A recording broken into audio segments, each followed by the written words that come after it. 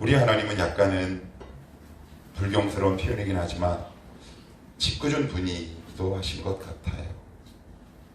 하나님, 저 이거 주세요, 저 물질 주세요, 재물 주세요 라고 기도하면 우리 하나님은 꼭 저에게, 여러분들은 어떤지 모르겠는데 저에게는 은혜가 먼저야 라고 하세요. 동의하세요? 예, 저는 분명히 물질을 요구했는데 하나님은 은혜가 먼저야 라고 얘기합니다. 근데 저는 이거를 너무 많이 경험을 해봐요. 그런데 인간이 참 나약하고 어리석죠. 뻔히 경험했음에도 불구하고 현실적인 문제와 어려움 때문에 하나님의 은혜 받는 그 자리에 깊이 못 들어가는 경우가 저를 살펴봐도 얼마나 많은지 몰라요. 그래서 혼자 삐치고 섭섭해하고 서운해합니다. 그러면 하나님이 어느덧 들쓱 찾아오셔서 저를 다독이시고 은혜 주시기를 기뻐하세요. 그러면 그 격려와 용기에 힘입어 다시 기도합니다. 그럼 주세요. 이렇게 기도하면 안 돼요. 그러면 주님은 똑같이 이렇게 대답합니다. 진성아, 은혜가 먼저야. 갈라디아서를 보시면 사도 바울이 갈라디아 교인들을 향해 이렇게 칭찬합니다. 너희들이 극심한 환난 속에서 연보가 풍성하고 넘쳤다라는 표현이 나옵니다. 그들은 궁핍했어요. 그런데 연보가 넘쳤대요. 그 말씀을 보면 교회뿐만 아니라 개인 아니면 가족이란 구성원과 공동체도 항상 뭐가 문제냐? 은혜의 문제인 것 같아요. 한 예로 들어보면 이런 경험들이 저희는 적잖이 있는데,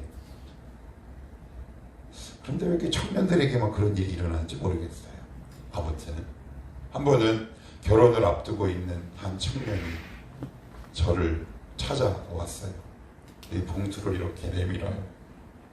뭐냐? 그랬더니 헌금이래요. 그럼 나한테 왜 줘? 교회 내면 되지. 목사님이 되나? 됐다. 그래서 목사님이 쓰시고 싶은 거 쓰고, 그 말이 더 무서워요. 그 말이 제일 무서운 거예요. 헌금이야? 나한테 용돈이야?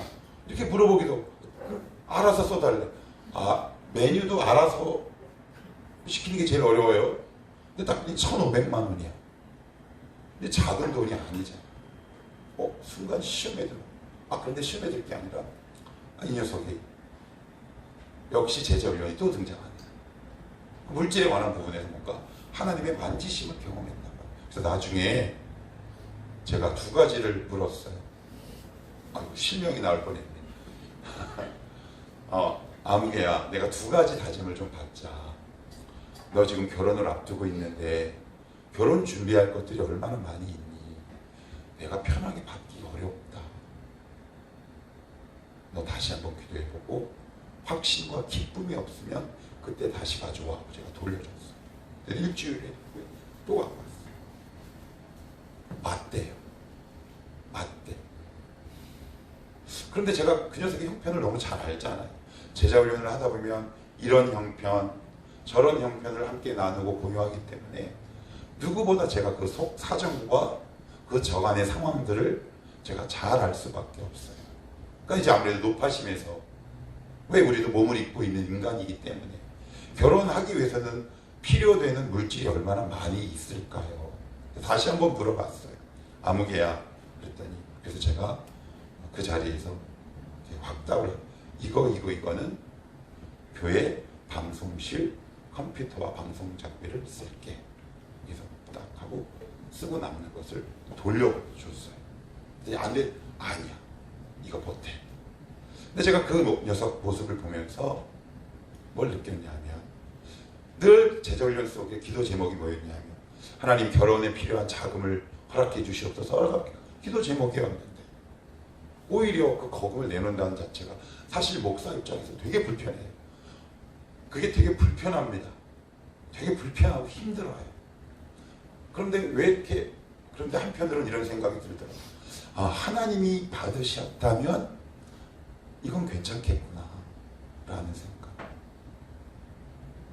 우리 가운데 없는 게 과연 물질인가 아니면 은혜인가? 그러면 부자는 넉넉한 인심으로 살아갈 수 있는가? 뭐 이런 저런 생각들을 하게 하는 오늘 본문인 것 같아요. 그래서 오늘 설교 제목을 이렇게 한번 정해봤어요. 우리 같이 한번 읽어볼까요? 자, 시작. 모두 넉넉하게. 그래요. 모두 넉넉하게. 그래요. 오늘 사적이 좀 긴데 한 가지 에피소드를 추가하면, 제가 한두 번 말씀드린 것 같은데, 제가 존경하고 천국에 가면 꼭 보고 싶은 분 가운데 한 분이, 한 권사님이 늘 저를 잡고 중국집에 가시면 당신은 늘 이렇게 주문을 하셨어요. 저한테 뭐 먹을래? 절대 안 물어보셨어요. 처음에는 섭섭했어요. 그런데 나중에 그 깊은 뜻을 잘 알고 얼마나 감사하고 제 가슴을 쳤는지. 그 권사님은 중국집에 가면 항상 잡탕밥을 시켜요. 식사료 가운데 잡탕밥이 제일 비쌉니다. 잡탕밥이 제일 비싸요.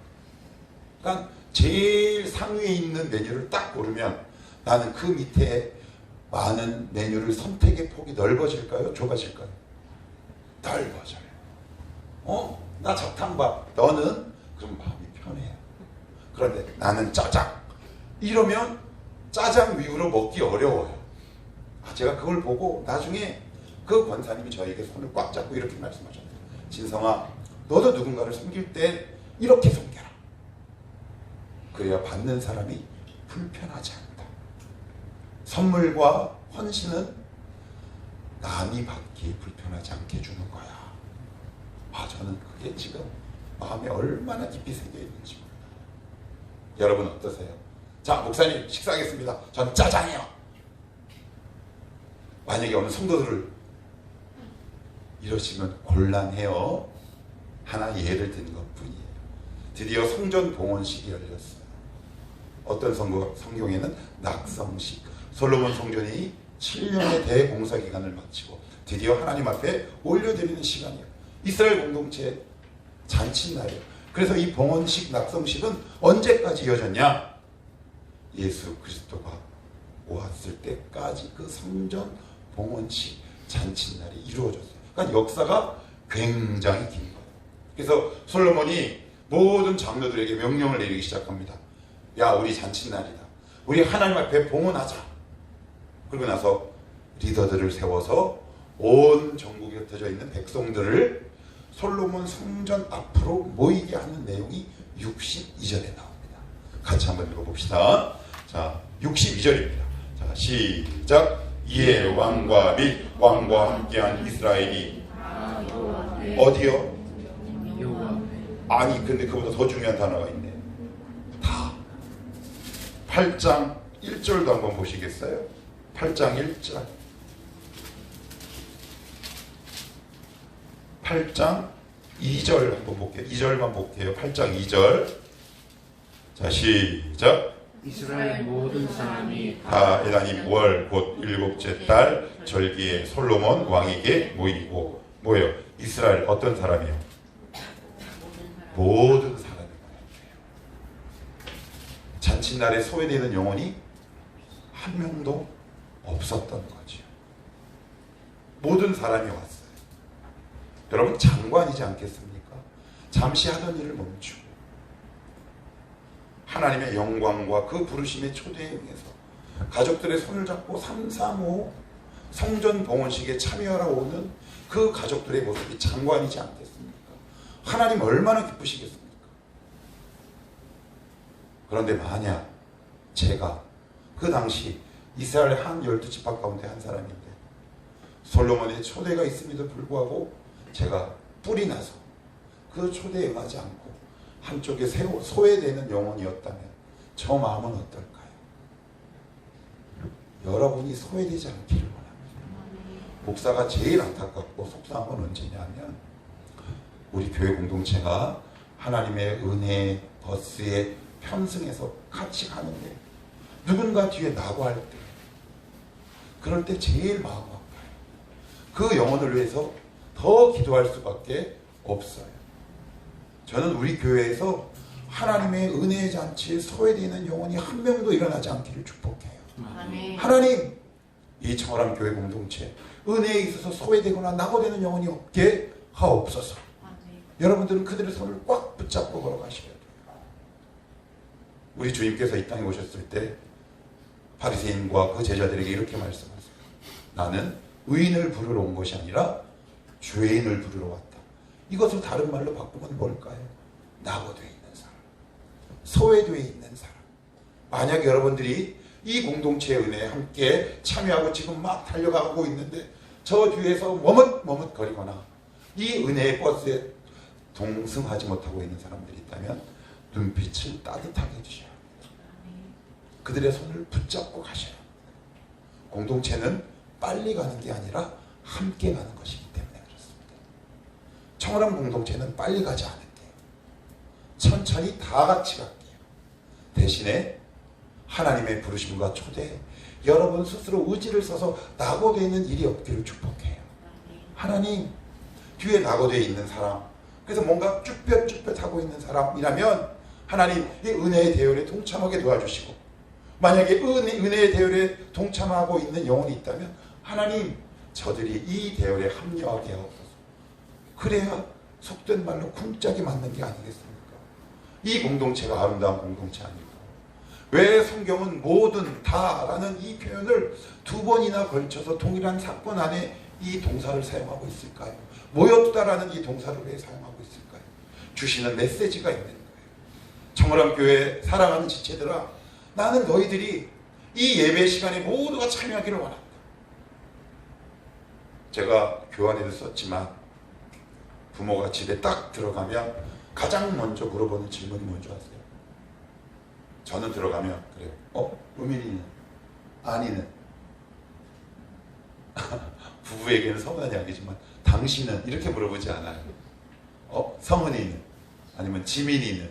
이렇게 물어봅니다. 왜요? 부모의 관심은 자녀에게 있을 수밖에 없거든요. 그래서 어디 없다. 특별히 어떨 때 가장 아쉬운 줄 아십니까? 맛있는 거 먹을 때. 없으면 농담으로 이렇게 얘기해요. 아싸, 오늘 아빠 목 굳었다. 그런데 부모의 마음은 말은 이렇게 하지만 사실 아쉽고 서운하고 불편합니다. 하나님이 은혜의 상을 이렇게 차려놓으셨는데 그 대우에서 뒤떨어져 있는 사람이 있다면 하나님이 참 아프실 것 같다라는 생각이 말씀을 연구하는 내내 제 가운데 들었어요. 하나님이 오늘 주일 예배 때 여러분들에게 이렇게 상을 차려놓으십니다. 때로는 참회 기도를 통해, 때로는 말씀을 통해. 그래서 부디 바라고 원하기는 우리 청월함 공동체 한 20명 이 지체가 은혜 안에 똘똘 뭉칠 수 있는 그런 정의의 부대가 되었으면 좋겠어요. 하나님, 우리 청월함 교회 공동체 안에 한 명의 소외되는 영혼도 없게 하여 주옵소서. 그런데 더군다나 이렇게 덧붙입니다. 자, 62절 끝에 보시면 이에 왕과 및 함께한 이스라엘이 다 여호와 앞에 희생 제물을 드렸어요. 잔칫날에 뭐가 빠지면 안 돼요? 먹거리가 빠지면 안 되잖아요. 하나님의 잔치에 제사가 빠지면 안 되는 거예요. 제물이 빠지면 안 되는데 63절에 이렇게 적고 있어요. 솔로몬이 화목제 희생제물을 드렸으니 곧 여호와께 드린 소가 22,000마리요 양이 12만 마리라. 이와 같이 왕과 모든 이스라엘 자손이 여호와의 성전에 봉헌식을 행하였는데, 그래요. 양이 몇 마리래요? 12만 마리. 소는요? 22,000마리. 너무 많은 거 아닌가요? 너무 많은 거 아니에요? 그래서 어느 정도로 많았냐? 잘 보셔야 돼요. 여러분, 밥은 어디에다 차립니까? 밥상, 식탁. 그죠? 그래서 우리가 저쪽 남도에 여행을 가시면 한국 사람들은 백반을 먹을 때 특징이 있잖아요. 나오는 반찬 가짓수를 이렇게 봅니다. 그러면서 이렇게 얘기하죠. 이거 다 못 먹어. 그만 내. 근데 내심 다 못 먹어도 주기를 바라죠. 그래서 이거 상 좀 정리해야 되겠다. 그래서 순천에 한 백반집에 가시면, 제가 아직 가려고 하다가 그 백반집을 가지 못했는데 얼마나 반찬 가짓수가 많은지 56가지요. 그래서 상이, 어떤 사람은 여유있게 먹기 위해서 반찬을 상 아래에 둬요. 그런 일이 발생해요. 그 부분을 한번 읽어볼까요? 여기에 이렇게 나와요. 자, 64절 같이 한번 읽어볼게요. 시작. 그날에 왕이 여호와의 성전 앞들 가운데를 거룩히 구별하고, 잠깐만, 성전 앞들 가운데 제물은 제단에 드려야 되죠. 근데 어디다 드려야 돼요? 앞들, 거기를 거룩히 구별하고 거기서 번제와 소제와 감사 제물에 기름을 드렸으니, 이 감사 제물을 드리는 곳은 제단이어야 하잖아요. 그런데 제물이 너무 많고 양이 너무 풍성하고 계속 가지고 오니까 어떻게 해요?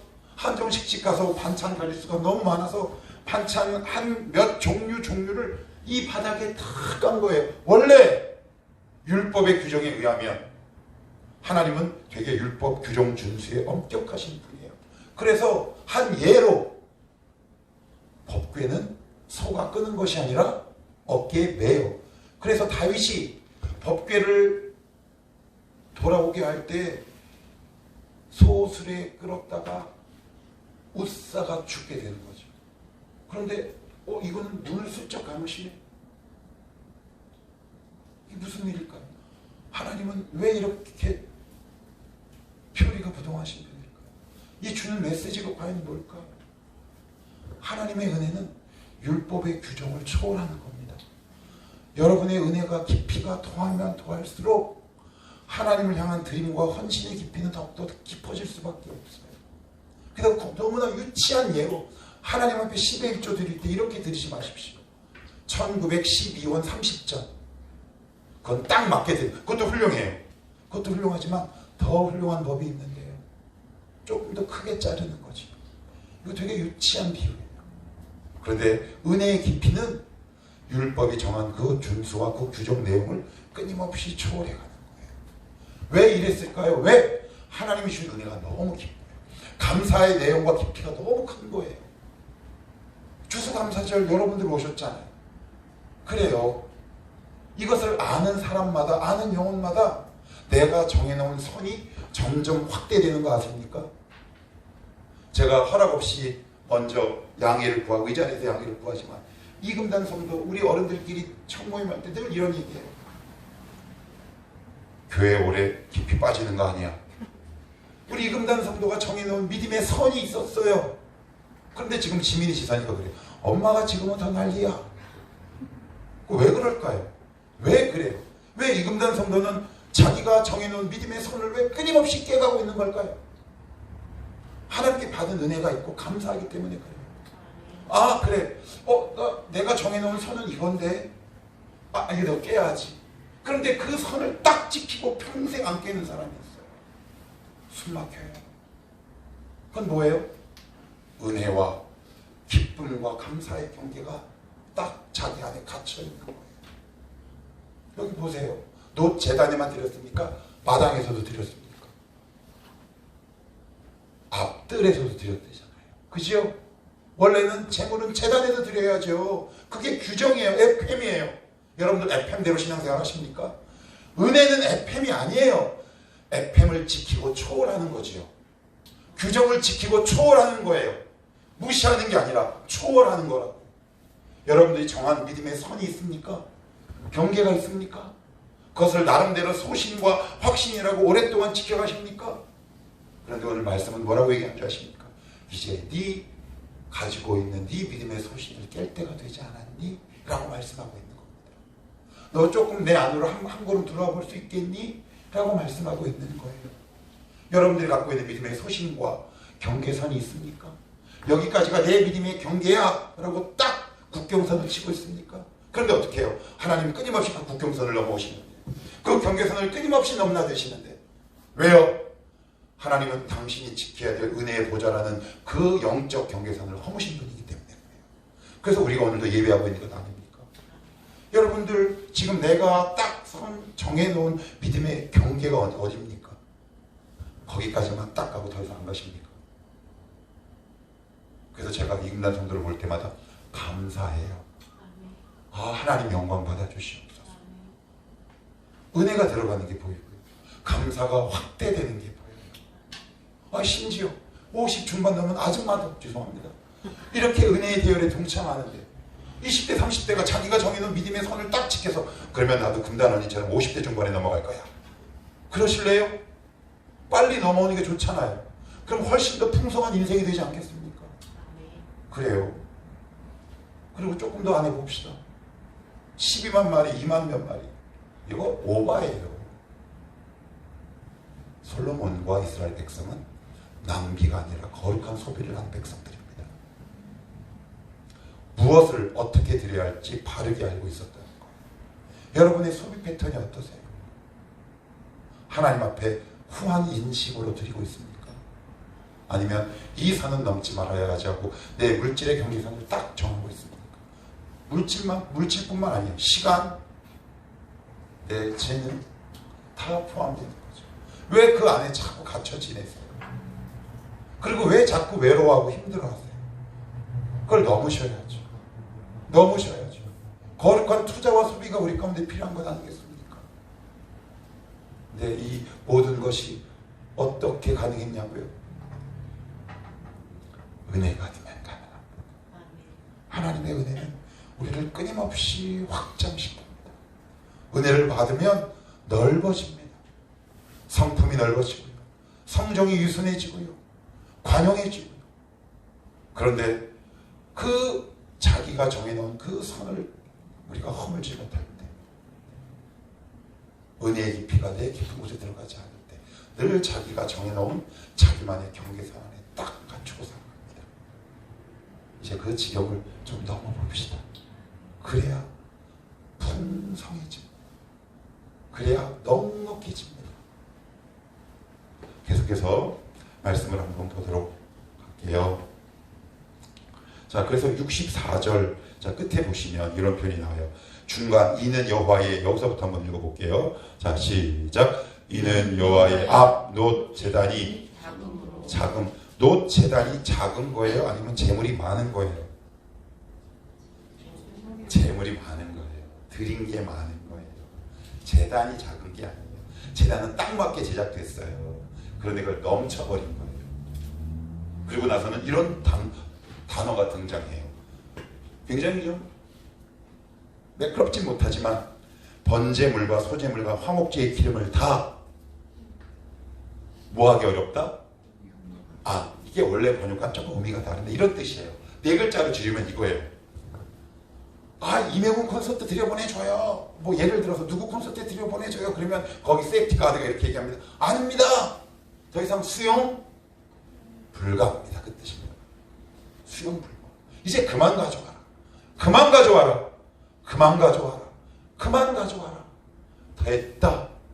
됐다. 청월함 교회야 이제 됐다. 하나님 우리 교회를 향해 이제 됐다. 하나님이 막으시는 거예요. 이제 됐어. 이제 됐어. 우리 교회의 은혜가 됐어의 은혜가 되기를 축복합니다. 아멘. 하나님 됐어. 수민아 됐다. 지민아 됐다. 지선아 됐다. 금단아 됐어. 이제 더 이상 받을 수 없다. 이런 은혜가 넘치는 공동체가 망할래야 망할 수가 있겠습니까? 이런 가정은 어때요? 이런 개인 영혼은 어떻습니까? 그러면 이스라엘 백성들이 거지로 살았는데 절대 그렇지 않습니다. 절대 그렇지 않습니다. 다시 말씀드립니다. 하나님이 우리 교회를 보고 이제 그만 됐다. 됐다. 됐다. 이런 인정과 이런 음성이 우리 청월함교회 고백이 되기를 축복합니다. 수용 불가. 그죠? 더 이상 이제 됐어. 내가 네 마음 다 알아. 내가 다 안다. 고마워. 잘했어. 이런 공동체가 얼마나 제가 늘 꿈꾸고 있는 공동체이긴 합니다. 원고에 없는 이야기지만 잠깐 옆으로 갔다가 다시 본문으로 돌아오겠습니다. 저는 지금도 그 꿈을 향해 계속 가고 있는데 사실 저에게는 예전부터 교회에 관한 신학하기 전에는 막연한 꿈이었는데 신학을 하고 목회를 하고부터는 되게 구체적인 꿈 가운데 두 가지가 있는데 하나는 작은 교회를 강하고 건강하게 키우는 게 제 꿈이거든요. 그리고 첫 번째가 뭐냐면 제가 청년 때 경험한 예배 감격이에요. 그건 뭐냐? 제가 청년 때 다녔던 교회는 1,500명이 동시에 예배를 드려요. 1층, 2층. 그러면 이제 주일 예배를 마치고 이렇게 나옵니다. 이렇게 나와요. 그런데 되게 놀라운 진풍경이, 무슨 진풍경이냐. 예배를 드리고 나오는, 제가 이제 이렇게 있다가 언젠가는 한번 몇 번 일찍 나와서 이렇게 밖에서 이렇게 나오는 사람 얼굴들을 본 적이 있어요. 그런데 하나같이 들어갈 때 어둑어둑해진 저녁 그늘 같은 얼굴들이 나올 때 환해져서 나와요. 너무 감사해요. 너무 감사해요. 아, 이거다. 이거구나. 교회 예배는 이래야 한다. 여러분들이 들어올 때는 어둑어둑하던 저녁 어스름 같은 표정으로 왔지만 나갈 때는 여러분의 뭉친 얼굴 근육이 다 풀리기를 축복합니다. 이게 바로 제가 예배의 모습이에요. 시간 많이 가긴 했지만 한 가지만 더 간략하게 보고 마칠게요. 자, 우리 66절 한번 여러분들이 한번 읽어보시겠어요? 자, 시작. 여덟째 날에 솔로몬이 백성을 돌려보내매 백성이 왕을 위하여 축복하고 자기 전망으로 돌아가는데 여호와께서 그의 종 다윗과 그의 백성 이스라엘에게 주신 모든 은혜로 말미암아 기뻐하며 마음에 즐거워하였더라. 66절은 이렇게 시작해요. 몇째 날에, 원래는 14일 동안 했어요. 그런데 8째 날에 백성들을 다 돌려보냈어요. 왜 돌려보냈을까요? 너무 많은 거예요. 수용 이제 됐다.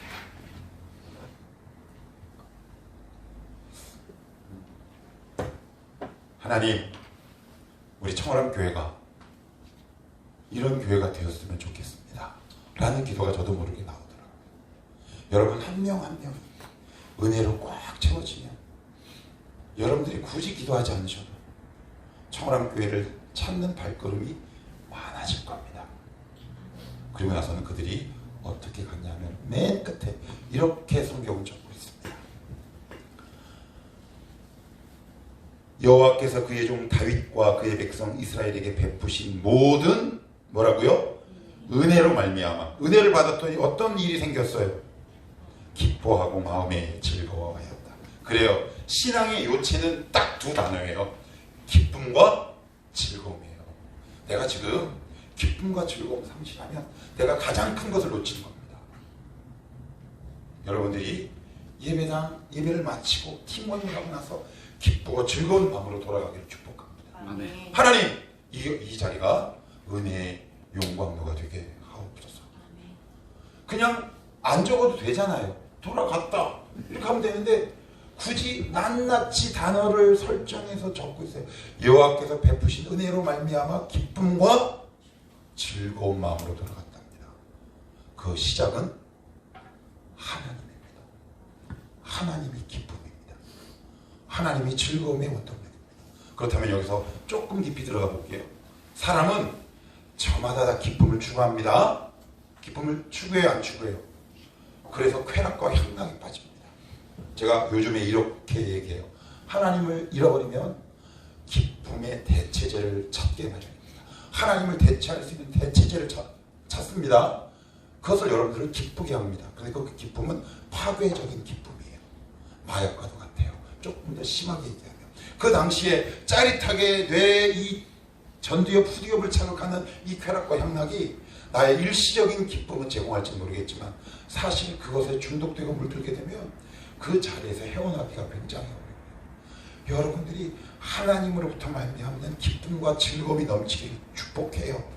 이 청년의 때 하나님의 기쁨과 즐거움으로 가득 차 있는 영혼, 이 영혼이 어떻게 못될 수가 있겠습니까? 지금 여러분들의 기쁨은 어떤 기쁨으로 가득 차 있습니까? 여러분들이 은밀히 행하는 그런 기쁨입니까? 아니면 하나님으로부터 내려오는 기쁨입니까? 잘 한번 우리의 영혼을 돌아볼 수 있기를 축복합니다. 사실 우리는 근데 내밀하고 은밀한 기쁨을 더 좋아합니다. 그래서 하나님의 은혜가 더 필요합니다. 하나님, 오늘도 내 안에 참되고 거룩한 기쁨과 즐거움이 회복되게 하옵소서. 우리가 이 예배당 문을 나서고 집에 돌아갈 때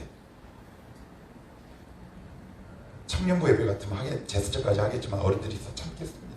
여러분 혹시 어린아이가 용돈을 받거나 너무 기분 좋으면 어떻게 가는지 아세요? 그걸 무슨 걸음이라 그러지? 아니, 죄송합니다. 뭐 가는 거 있어요. 이렇게 가는 거 있죠. 이렇게 몰라요? 저기 화장실 밑으로 따라오신 분들이 거기서 보여드릴게요.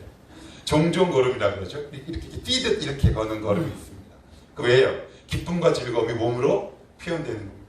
하나님의 주신 은혜로 말미암아 기쁨과 즐거움이 여러분들의 영혼을 주장하기를 축복합니다. 나도 모르게 하나님의 은혜는 숨길 수 없습니다. 죄도 숨길 수 없지만 하나님이 주신 은혜도 숨길 수 없습니다. 왜냐하면 그곳에는 기쁨과 즐거움이 있기 때문에 그렇습니다. 은혜로 가득 찬 자의 얼굴에는 기쁨과 즐거움이 또렷하게 나타납니다. 오늘도 이 하나님의 주신 은혜로 말미암아 여러분의 돌아가신 그 발걸음이 어린아이의 젠걸음같이 아름다운 발걸음이 되기를 축복합니다. 그 영혼이 여러분들의 삶을, 그 은혜가 여러분들의 삶을, 그 주시는 감사가 여러분들의 전 인생을 다스리기를